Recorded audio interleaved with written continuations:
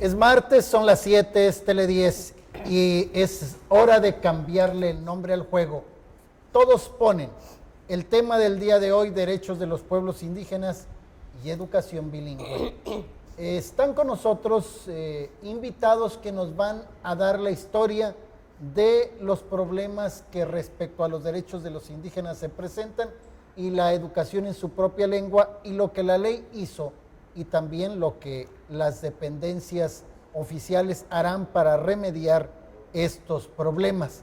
Yo le invito a que se quede porque usted es un invitado, uno de los invitados a la discusión de este tema, a la reflexión y a las propuestas. Tendrá usted durante todo el programa los teléfonos en pantalla para que usted nos llame, nos comente, nos sugiera o pregunte a quienes nos acompañan en esta noche en el programa de Todos Ponen. Bien, tenemos entonces la presencia en el estudio de Lucinda Arias Vázquez. Ella es responsable del área de Procuración de Justicia de la delegación del CDI. Muchas gracias. Buenas tardes, buenas noches a todo el teleauditorio. Muchas gracias por la invitación. Es un gusto poder estar aquí y poder hacer una especie de, hacer una breve historia de lo que ha sucedido en el país y desde luego en Nayarit con el reconocimiento de los derechos de los pueblos indígenas. Gracias.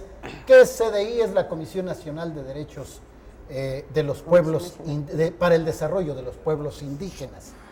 También nos acompaña la diputada Fidela Pereira Zamora, sí, del Congreso del Estado. Buenas noches. Buenas noches, muchas gracias por la invitación. Bienvenida. También está con nosotros el director de Educación Indígena de los CEPEM, el profesor Emiliano de la Cruz Chávez. Muchas gracias, mucho gusto estar en su programa. Gracias, gracias. Entonces ellos y un invitado más que se incorpore en unos momentos, estarán respondiendo a sus preguntas y estarán haciendo la reflexión sobre el tema que hoy nos ocupa, los derechos de los pueblos indígenas y la educación bilingüe. Y bueno, como siempre, el primer momento es para los expertos o para quienes viven este problema. Bien, la CDI es una instancia federal que atiende el desarrollo de los pueblos indígenas y ellos conocen tal vez mucho más que otras instancias gubernamentales los problemas a los que se enfrenta esta parte de la población con sus tradiciones, con la defensa de su cultura y con la pobreza extrema, por desgracia, y también con la violación de sus derechos por comisión o por omisión. Bien, pues quisiera que Lucinda Arias nos hiciera un panorama de qué pasa respecto a estos tres temas, la violencia de las mujeres, indígenas en especial, el asunto de los derechos en general y en especial el derecho que tienen a la educación básica en su propia lengua. Sí. Bueno, como lo dije anteriormente, creo que es importante hacer una pequeña reseña de lo que ha sucedido en el país y en el Estado. Uno de los grandes reclamos de los pueblos indígenas, pueblos originarios, es el que se les reconocieran sus derechos como tal, es decir, sus derechos como personas indígenas y como pueblos indígenas, lo que se conoce como los derechos colectivos de los pueblos indígenas. Este ha sido un reclamo de muchos años porque no aparecían en ninguna ley, ni siquiera en la Constitución, menos en la Constitución, aun cuando ellos fueron promotores y precursores del país que hoy tenemos, no se les reconocía ese derecho en la Constitución. Y fue uno de los grandes reclamos. 1992, por primera vez, aparecen en el artículo 4 constitucional de la Constitución Federal el reconocimiento muy general, muy tenue, podemos decir, ese reconocimiento a los derechos de los pueblos indígenas. Pero en ese ínter, entre el 1980 y 1990, se da también una lucha y una demanda y una gran negociación entre pueblos indígenas sí de México, pero de América Latina y del mundo, en la Organización de las Naciones Unidas, para efecto de ir conformando lo que hoy conocemos como el Convenio 169 de los pueblos tribales. Este convenio es el antecedente de todas las leyes que hoy tenemos en reconocimiento de los derechos indígenas. Fue el primer instrumento internacional que habló de manera muy clara, muy concisa, de ese reconocimiento de derechos. Del derecho a la educación, en las formas y tradiciones que lo venían haciendo, el derecho a sus estructuras jurídicas y administrativas y sociales, el derecho al ejercicio de la cultura, al ejercicio de esas tradiciones, de esas costumbres, del trabajo, de la forma de organización, de todo. En ese ínter de esos 10 años, 1992, decimos, se reforma el artículo 4 constitucional, viene una etapa en donde se sigue esa discusión en un tema que es básico en un país y fundamental, el derecho a la igualdad. Hubo muchísimos opositores en el país que decían que no era necesario reformar la ley, porque entonces estaríamos creando una ley especial para indígenas, cuando ya la Constitución nos decía que todos somos iguales, cuando evidentemente no lo somos. No podemos hablar, dice un principio, no se puede hablar de igualdad con desiguales.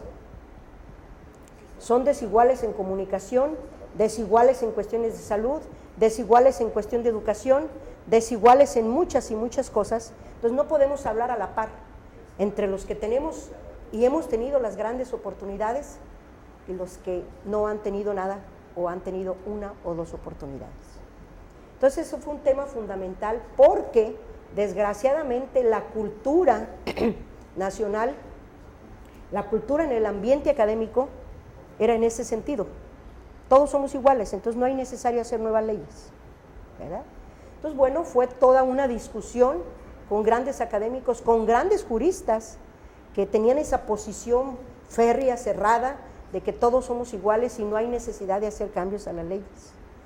Se viene el año 2000, se vienen desde luego en ese ínter también los acuerdos de San Andrés Larraiza, todo eso contribuyó a que en el 2001 se diera por fin una reforma muy amplia con el artículo 2 constitucional en ese reconocimiento de derechos.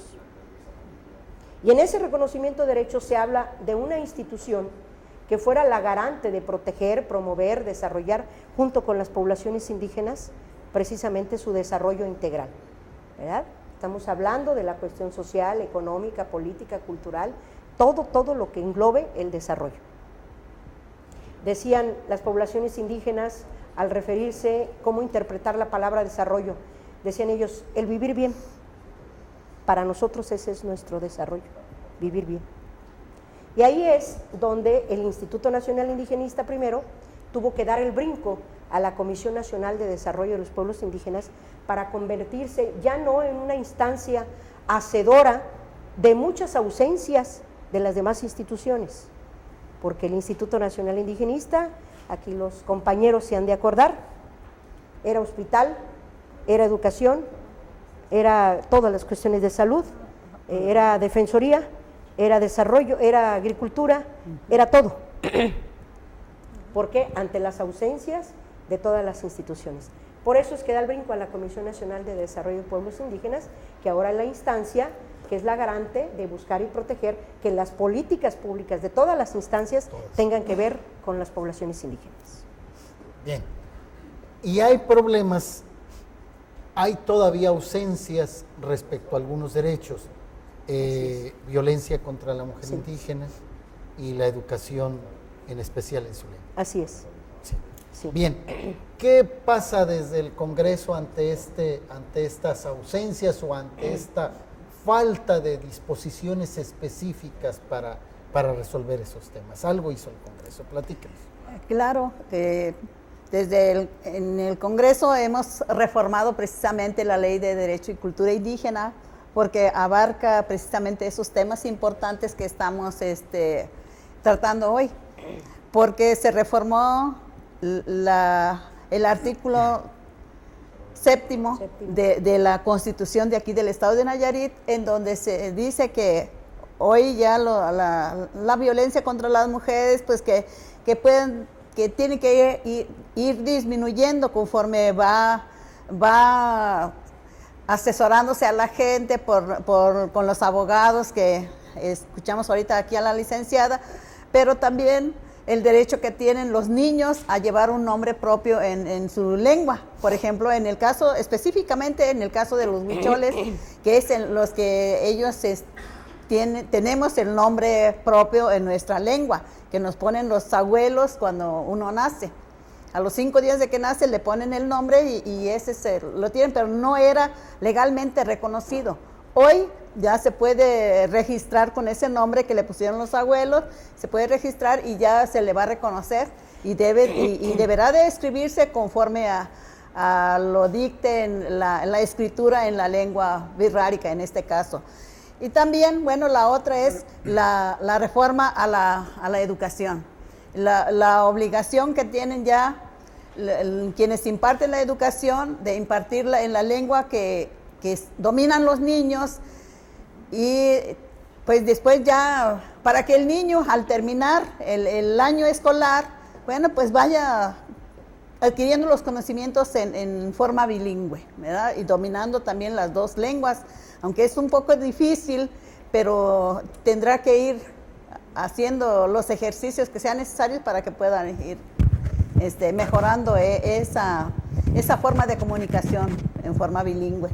Por eso es que yo, de acuerdo a esa necesidad y a una petición de las gentes en las comunidades, me di a la tarea de buscar las reformas que fueran necesarias para poder modificar esta ley. Creo que ahorita, el año pasado, apenas las hicimos, esas 3 reformas, y somos las que están ahorita, pues, todavía apenas sentándose las bases, aunque específicamente en educación indígena, esto ya se venía practicando.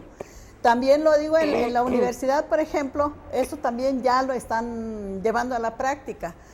Porque, pues, en primer lugar, yo lo consideré así porque en las comunidades, pues los jóvenes, cuando salían de la universidad, los mandaban a las comunidades a hacer sus prácticas y muchos pues desconocían cuáles eran las costumbres, la forma de comunicarse entre ellos allá. Y pues digo, no, tienen que conocer con quiénes van a trabajar, porque vienen de allá, pero también el hecho de venirse a recibir acá, a terminar una carrera, no los va a aislar de sus comunidades. O los que no conocen, pues en este caso, los mestizos, como nosotros les decimos, pues también tienen que conocer lo que es la lengua y las tradiciones de los pueblos indígenas. Entonces, en base a esto, bueno, se hizo que desde un principio fuera el niño desde educación preescolar, primaria, secundaria, y en este caso nivel medio superior, también ahí ya se están practicando, porque aquí en el estado tenemos una preparatoria intercultural bilingüe que está en Presidio de los Reyes, precisamente, es la única que tenemos aquí en el estado que reúne todas esas características que estamos hablando. Pero también tenemos una universidad que ahorita, por desgracia, no está funcionando, que es la de Guadalupe Ocotán, pero también que lleva el mismo perfil, académica de la preparatoria. Viene siendo como una continuación de esta preparatoria, precisamente para que el joven se prepare y ya salga de allí. Entonces, creo que con esto estamos abarcando lo que es cubriendo una necesidad y un derecho que tienen los pueblos indígenas. Bien, ¿cómo les fue con la votación? Allí en el Congreso tuvimos ¿Por unanimidad? Por unanimidad 100%. se aprobó. Sí, así Les es. pregunto porque generalmente en la televisión, en la radio, en los periódicos nos enteramos que se dan algunos agarres, pero en algunos temas se ponen de acuerdo y sale exactamente. por unanimidad. Esto fue algo que se dio por unanimidad, no tuve ningún problema, afortunadamente. Todos los partidos, todos los diputados, todas las diputadas. Todos Bien, aprobaron. pues por unanimidad estas reformas a favor de los pueblos indígenas y de la educación bilingüe, o yo le diría más específicamente en su propia lengua, en la lengua más corresponda. Recuerde, los martes es día de cambiarle el nombre al juego. Todos ponen. Vamos a ir a unos mensajes y regresamos en un instante para seguir aquí en Todos Ponen.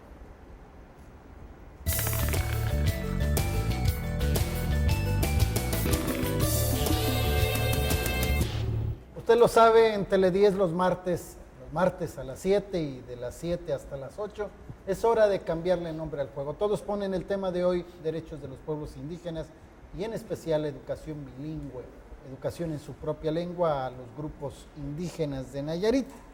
Se incorpora en este momento René Cervantes Olivares, él es visitador adjunto de la Comisión Estatal de Derechos Humanos. Gracias. Buenas noches. Bien, y Emiliano de la Cruz Chávez, él es el jefe de educación indígena de los CEPEN. Y bueno, a él le vamos a preguntar cuál es el panorama de la educación indígena básica, la educación básica que es preescolar, primaria y secundaria, y qué cosas cambiarán a partir de la ley.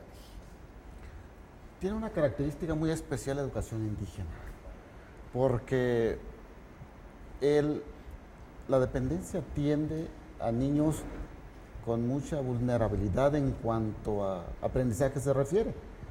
O sea, nosotros enseñamos en lengua materna, pero hay una incongruencia en ecuaciones. ¿Por qué? Porque, bueno, tenemos el 40% de maestros que no hablan, que son mestizos, pero de esa manera estamos fortaleciendo cómo la Secretaría de Educación Pública, a través de la dirección, estamos haciendo ahorita el programa en lengua cora. Queremos que los niños indígenas coras de la parte sierra tengan su propio programa y puedan de esta manera los maestros pues dar su clase, impartirlo en su lengua materna con un proceso de seguimiento, ¿no?, y evaluación. Ahorita vamos avanzado con un 70%. Tenemos la idea de pilotear a 50% de escuelas a partir de septiembre con ese plan y programa nuevo.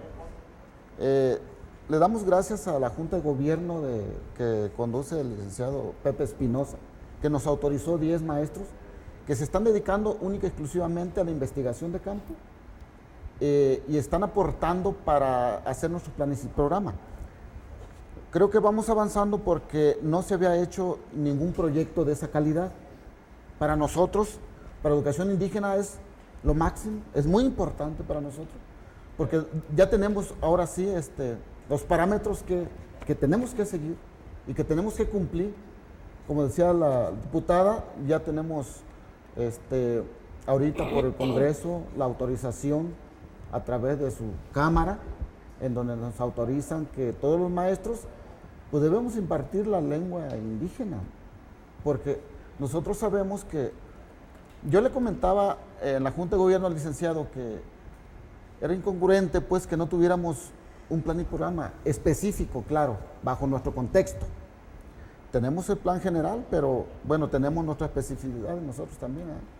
Nosotros queremos que retomar todas las costumbres, las tradiciones, todos los valores que repercuten para nosotros. Un avance se está perdiendo todo lo cultural de los pueblos indígenas. De esta manera queremos rescatar lo que en 500 años o más pues están pues debajo del escritorio, ¿no?, que no hemos podido sacar a flote. Ahora tenemos ese compromiso, lo estamos haciendo, con el apoyo de nuestro gobernador lo estamos avanzando. ¿Por qué? Porque ahorita con los programas federales estamos, con la infraestructura, estamos ahorita a un, ¿qué es?, 50%. Y bueno, esto va a fortalecer con el plan y programa que tenemos nosotros que implementar a partir de septiembre. Y bueno, en enero ya se culmina todo el proceso de investigación y ya se implementa todo el ciclo escolar con todas las escuelas. Tenemos 185 escuelas de educación primaria, que bueno, ahí el compromiso de nosotros es seguir invitando a los maestros para que retomen este valor cultural de nuestros pueblos indígenas y lo hagan pues con más responsabilidad. Claro, lo estamos haciendo. La universidad nos proporciona en estos momentos cursos en lengua huichol, y en lengua Cora. Ya podemos estar en los cursos en julio y agosto con esos programas.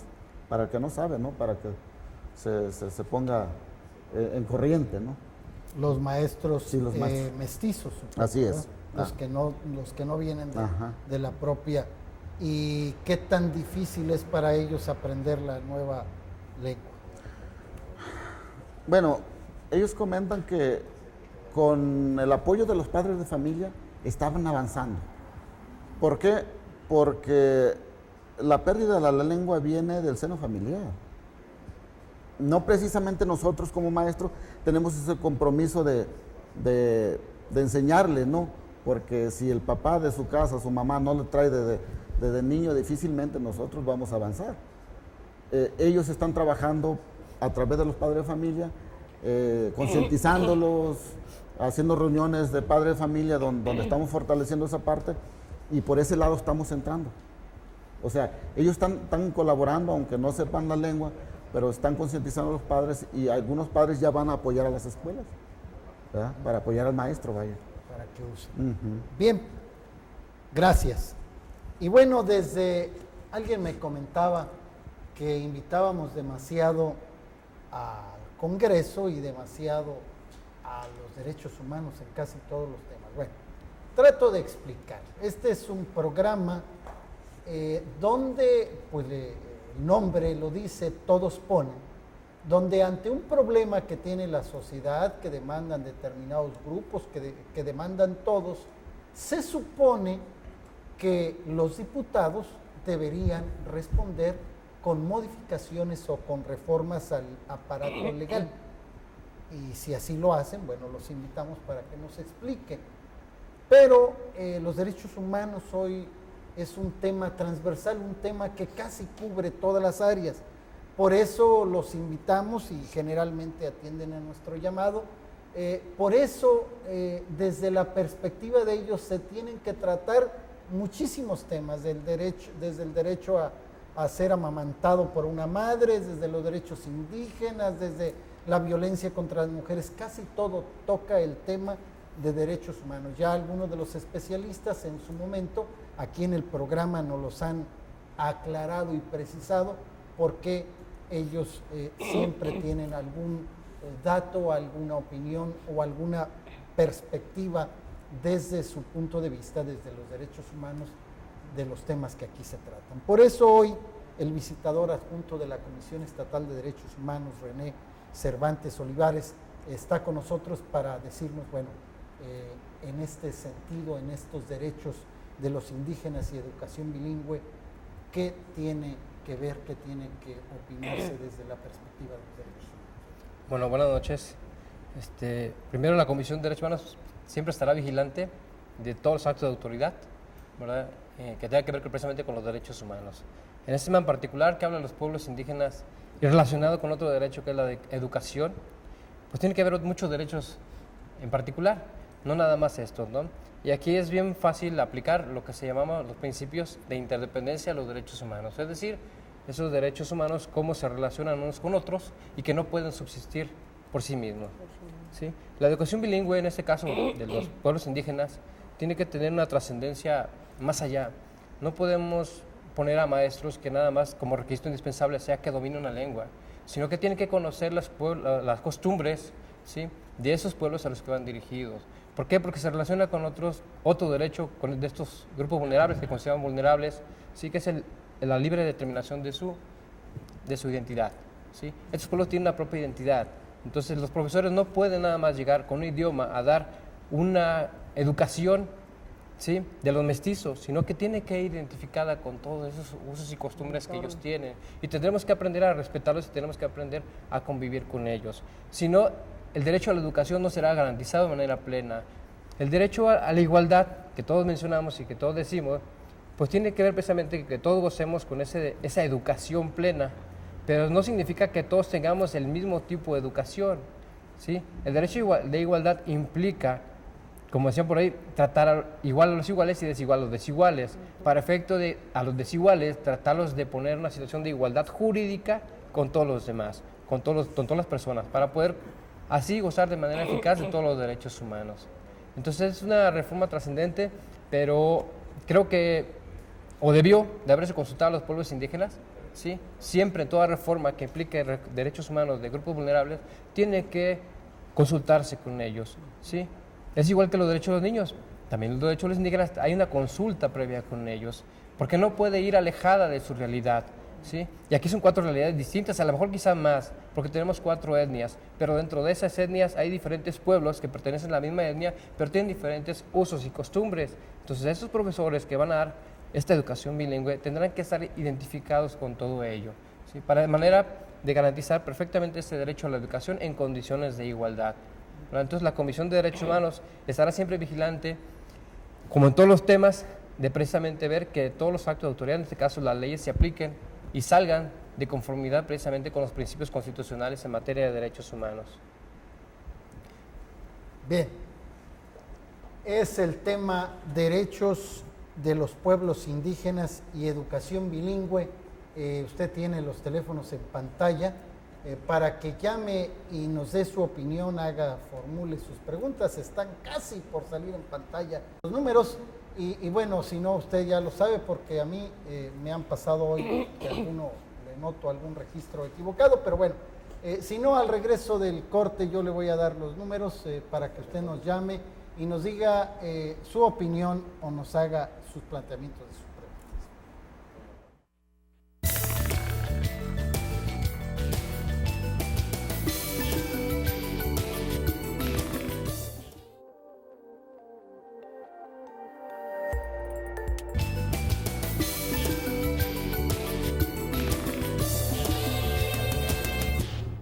Tenemos un mensaje, felicitan a la licenciada Lucinda Arias, Vázquez, por su trayectoria en el bienestar de los derechos humanos de los pueblos indígenas. Bueno, no más que no dejaron su nombre.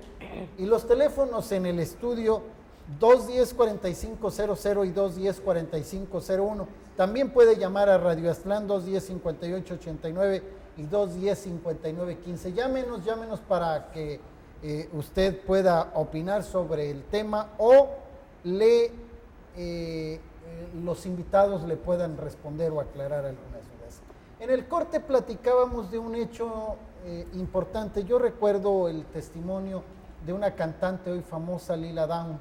Ella es de Oaxaca, canta hermoso, ella es indígena, pero decía,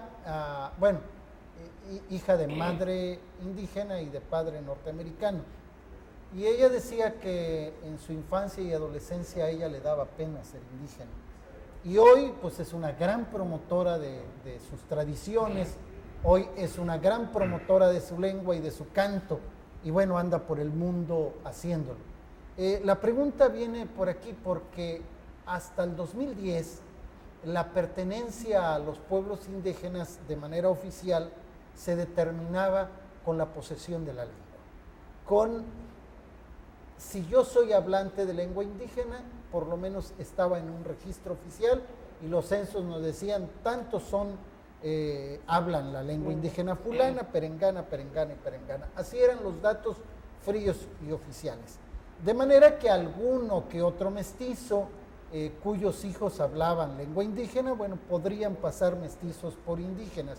Hoy, a partir de 2015, el conteo intercensal que se hizo por método de encuesta, no preguntaba si se hablaba la lengua indígena, sino si se pertenecía a tal o cual grupo indígena, si se era o no indígena. Esto tiene implicaciones metodológicas, no sé si gusten respondérmelo. ¿Cómo me defino si lo soy o no lo soy? Y eso es el disfrute de mis derechos. Claro, así es. Sí, efectivamente, esa fue una de las grandes demandas de los indígenas, ese reconocimiento a la pertenencia a, ¿verdad? A la pertenencia de. Y bueno, sí es cierto que el INEGI, inicialmente el censo no nos hablaba de indígenas. No habla. 1990 para acá empezó, pero el criterio que tenían era según el visitador y el encuestador como veía a la persona, la calificaba indígena o no indígena. que normalmente era, si usaba guaraches, si no usaba pantalón, si andaba descuidado, era indígena. Esos fueron unos criterios que se utilizaron, súper discriminatorios. Cambia las leyes, cambian todas esas situaciones, luego se dice, bueno, los hablantes de lengua indígena. Pero luego viene este derecho fundamental, el derecho a autodefinirme como tal. Sí, el derecho de autoscripción que contempla el artículo 2 constitucional, que ya lo contemplaba el convenio 169 y otros instrumentos internacionales, igual la ley de derechos lingüísticos también lo contempla. Entonces nos dice, la pertenencia es tuya, tú la defines. Que se pueden dar casos en donde personas que no son, vamos a decir, no viven en un entorno indígena, no practican la costumbre, no practican las cuestiones culturales propias de esa comunidad, no respetan, por tanto, los sistemas estructurales y administrativos de la propia comunidad, se digan ser indígenas. Puede suceder. Como puede suceder lo contrario de aquellos que tengan todas esas características y digan, yo no soy indígena. Pero también con esto, lo que comentaba de esta gran cantante, es que en la época de ella, y todavía, el ser indígena era ser tratado discriminadamente. Así es. Entonces, por eso convenía no serlo. ¿Sí? Para poder acceder a la primaria, tenía que decir no ser indígena. Y aquí los compañeros se han de acordar de aquel Instituto Lingüístico de Verano, que decía, yo me comprometo a enseñar y a leer, a escribir a los indígenas de Jalisco, Durango y Nayarit. Único requisito, no deben hablar la lengua.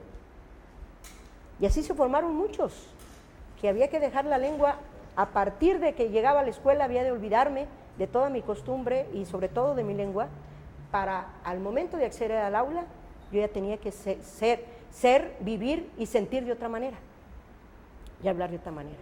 Pero yo creo que ahí radica precisamente la riqueza. El sentido de pertenencia es la riqueza que le da a los pueblos indígenas un derecho fundamental. Pero un mestizo puede integrarse a la comunidad, autoadscribirse, así es la palabra correcta, Sí. y gozar de todo. Sí, si la comunidad así lo acepta, así será. Lo es. Y supongo que habrá casos habrá de gente casos, sí hay. que trabaja desde la academia, incluso desde el comercio, comerciantes que pues llegan a explotarlos y que finalmente se integran y logran ser parte de la comunidad. Sí, de hecho, en educación indígena, los maestros que no hablan la lengua, con su sentido de pertenencia, ellos han colaborado más que los que realmente son indígenas. ¿Por qué? Porque ellos se involucran, o sea, quieren ser parte de la comunidad, y lo han logrado muchos, la mayoría lo han logrado y son muy queridos. O sea, no hay un rechazo por parte de los grupos indígenas. La característica de nuestra raza es que cuando desconoce a aquella persona, con recelo lo ve. Pero en el momento que agarra confianza y se da cuenta que la persona quiere apoyar, ayudar, ser parte de, lo jala, lo absorbe y se siente parte del equipo. O sea, esa maestra es muy querida, o el maestro es muy querido por parte de las comunidades. De hecho, lo solicitan porque ellos hacen sus rituales y la maestra o el maestro ahí está, aunque no sea indígena, pero ahí está. O sea, es el valor, pues, que los niños ven y bueno, no son rechazados los maestros, que o sea, conocen su cultura, es lo más importante. Bien. Diputada Fidela, me contaba que usted tiene 2 nombres. Sí, a ver, platíquenos. Bueno, digo, es una tradición en el grupo Birrárica al cual yo pertenezco, que nos ponen el nombre a los 5 días de que nace. A los 5 días de que nace un niño, los abuelos le ponen un nombre. Es una ceremonia que se hace allí y se le pone su nombre, pero un nombre que no es oficial, porque ante la sociedad en general, pues no te vas a identificar con ese nombre. Te ponen un nombre cuando te registran, que es otro. Entonces, ahora, bueno, pues para contrarrestar precisamente esto, por eso se elaboró la ley, se hizo la reforma de la ley, en donde ya debe de ser reconocido, si así lo desean los padres de así lo familia, ponerle un nombre en huichol al niño, así lo tienen que registrar y así se va a llamar. Diputada, si usted esa ley hubiera existido cuando usted nació, ¿cuál hubiera sido su nombre? Pues yo me llamo, porque Sí. así me hablaba mi exactamente. mamá, me hablaba mi mamá y toda mi familia me hablan así, Ricgama. Ese es mi nombre Ricgama. en lengua Ricgama. birrárica, Ricgama. Ricgama. O sea, ese es el nombre en huichol.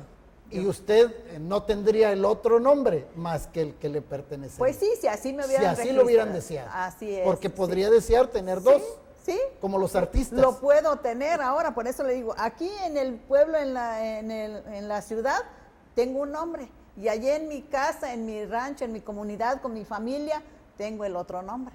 O sea, son dos Pues como dos todos, nombres. ¿verdad? En el casa nos dicen gordos o gordas, ¿verdad? Y en la Eso calle no puedo, nos dicen ¿verdad? otro nombre, ¿verdad? Sí, ¿A todos así. les dicen igual? Bueno, no Eso no tienen puedo. imaginación las señoras, ¿verdad? Pero bueno, no así saben es. otra más que gordo, ¿verdad? O Pues gorda. sí, ese es el nombre más común. Bueno, también. Entonces también. Y eso generalmente es solo o fundamentalmente en el pueblo huichol, ¿verdad? Sí, el pueblo birrárica es lo que, pues es la Tradición. cultura la tradición más relevante de ellos, porque ellos tienen ese más sentido de pertenencia en el seno familiar y bueno, lo siguen practicando aún todavía. Con nosotros los coras, No. los tepehuanos mexicaneros, pues no nos hemos dado cuenta nosotros que tengan otro nombre, Sí. y nada más en la lengua birrárica, que bueno, son los que aún todavía tienen ese don, vaya, porque pues es algo muy relevante, ¿no? Que nosotros que no entendemos ese ritual que ellos hacen, ese juramento que hacen, pues para nosotros no tiene sentido, pero para ellos es algo sagrado, algo que ellos los identifica como tales, ¿no? Dentro del seno familiar, y eso es lo más valioso para su raza. Sí. Estamos hablando de 4 pueblos indígenas, sin embargo hay más. Sí. ¿Qué con los demás que por cantidad son muy pequeños? Sí, bueno, originalmente se habla de esos 4 pueblos, Sí. ¿verdad? Que como su nombre lo dice, son los originarios del Estado. Lo que sucede es que con las migraciones, ¿sí? Pues ya encontramos otro tipo de indígenas de otros pueblos, de otros grupos, que se han venido asentando en el Estado, que casi siempre es el problema del empleo. Y en las zonas turísticas, por ejemplo en Bahía de Banderas, es donde encontramos que hay la mayor migración indígena de otros estados, de Oaxaca, de Chiapas, de Guerrero, ¿verdad? Que muchos se vinieron en esta peregrinación que siguen en el campo, de ir siguiendo las cosechas, al corte de las cosechas. Unos que van hasta Sonora, se regresan, otros que llegan hasta aquí y que aquí se quedaron ya. Entonces en la costa hay varios asentamientos de indígenas de Oaxaca, de Guerrero, de Chiapas. ¿Y se comportan como grupo con la defensa Sí, algunos de su cultura? sí. Sí, ¿No sí, los sí. tiene registrados la comisión o sí? Sí tenemos conocimiento de esos pequeños asentamientos, ¿verdad? Y en la medida en que se puede apoyar o que ellos se acercan o que nosotros nos acercamos, Los detectan. dependiendo de las necesidades, es como se ha detectado. Pero muchas de las veces lo que vienen haciendo son ya los ayuntamientos, los municipios donde están asentados estos indígenas, son los que empiezan a trabajar con estos grupos, sobre todo para los apoyos que tiene que ver de manera particular a la población indígena, Bien. independientemente del pueblo al que sean originario o pertenezcan. ¿Cómo se resuelve el respeto a los derechos de los pueblos indígenas y el respeto a los derechos, la no violencia a la mujer? Y estoy hablando de las edades tempranas para contraer matrimonio o para tener pareja. su tradición, su creencia, su visión y las nuevas tendencias que recomiendan una edad mínima para entrar en la vida de pareja o en la vida reproductiva.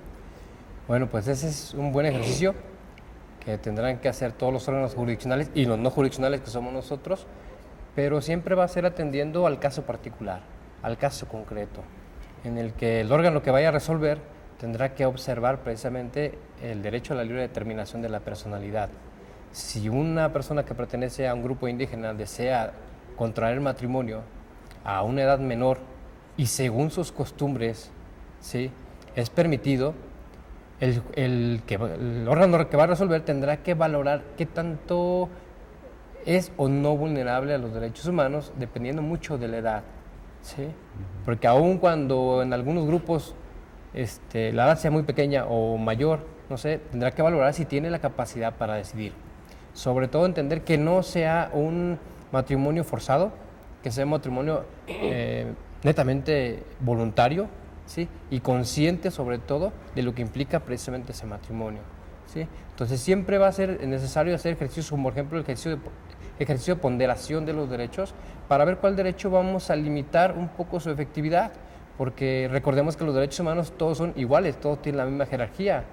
Entonces solamente en el caso en particular podemos hacer ese choque o valorar ese choque y a cuál derecho vamos a limitar en determinadas circunstancias, determinados factores, limitar un poco su efectividad, ¿verdad? Pero siempre tendrán que valorarse los usos y costumbres, pero valorando siempre la libertad de la persona. Porque yo me pregunto, no es posible casarse ante los 18, antes de los 18 años, con esta ley. por ningún motivo. Por la ley. Por ningún está. motivo, ni con los padres, ni con nada, no hay con ninguna nadie, salvedad. no. Sin embargo, en un pueblo indígena, una muchacha quiere casarse, pero quiere casarse y ir al registro civil a hacerlo. Que lo planteo, quizás la solución no está aquí, pero hay una serie de problemas. ¿Y cómo desalentar o cómo alentar las prácticas que permitan que las edades poco a poco culturalmente vayan siendo más altas para poder contraer pareja? Es un asunto complicado porque hay que respetarlo, sin embargo las tendencias nos recomiendan otra cosa. Yo creo que, perdón, adelante, diputada. Bueno, recientemente se acaba de aprobar ya la ley que prohíbe los matrimonios en menores de edad, que tienen que ser de 18 años en adelante. Entonces, esta es una tradición que tenemos nosotros los indígenas de los matrimonios jóvenes o adolescentes en este caso, pero hoy ya con esta ley tendemos, o es nuestra responsabilidad y compromiso de irles diciendo a la gente que precisamente sí es una tradición, pero también no podemos ir violentando los derechos de los jóvenes, ¿verdad? Que ellos sean los que decidan cuándo, con quién se van a casar, ¿verdad? Porque era una tradición, yo en mi caso, era una tradición que se venía haciendo que el compromiso lo adquirían los padres del joven y de la niña. O sea, y era un compromiso que tenían que sacar porque le echaban el ojo. Era un compromiso fuerte porque nadie podía brincarse de allí o hacer a un lado ese compromiso. Entonces, ahora ya hemos ido platicando con la gente, con las mujeres allá en mi comunidad, en las comunidades que visito, y yo he ido diciéndoles que eso ya tenemos que ir haciendo a un lado, respetando la ley, porque estamos violentando los derechos que tienen los jóvenes. Entonces, pues yo creo que se tiene que ir, aparte de las tradiciones, bueno, pues con un respeto siempre a la ley también. Yo creo que tenemos el gran compromiso, las instituciones, de dar esa capacitación desde la primaria, de preescolar. O sea, esa concientización yo creo que le toca a la educación, porque cuando nosotros tengamos ese perfil de egreso que los niños de sexto necesitan, van a tener otro concepto diferente, van a pensar diferente. Y cuando la secundaria esté a la mano de ellos, van a entrar a la secundaria. Pero desafortunadamente hay comunidades donde el acceso a la escuela está retirada a la secundaria. Se quedan ya las muchachitas de 12 años y no queda otra más de esperar el matrimonio, pues. Entonces, si nosotros tenemos ese vínculo que dice la diputada, la secundaria, la preparatoria y la universidad, creo que vamos a lograr erradicar pues esa tradición, ¿no?, de nosotros, que se casaban porque pues, no tenían nada que hacer ya. Entonces, si nosotros le brindamos la educación secundaria y la prepa y la oportunidad que ellos merecen, creo que vamos a combatir eso. Es muy importante. Hoy, incluso sin haber secundaria en las comunidades indígenas, los hombres se pueden ir al internado. Y no hay un internado para mujeres indígenas. No hay. Bueno, ni para... entiendo que hay. ni para mujeres en general no hay para secundaria. Y sí hay para primaria y para hombres. Ya ahí está una primera asunto. La tarea será que se promuevan también internados para mujeres. Pero yo creo que una premisa fundamental es, y las propias normativas lo señalan, que los derechos, las costumbres indígenas no pueden estar por encima de los derechos humanos. Eso es básico, y fundamental, ¿verdad? Entonces, efectivamente, esta situación de los matrimonios de una menor con una persona ya adulta o a la inversa, todo eso, como bien lo refiere la diputada, ha sido una de las prácticas culturales. Pero yo creo que ahora, con la vigencia de esta ley, nos queda, ya lo decía el maestro, un compromiso, pero yo voy un poquito más atrás. No es un compromiso institucional, es una obligación. Es una obligación.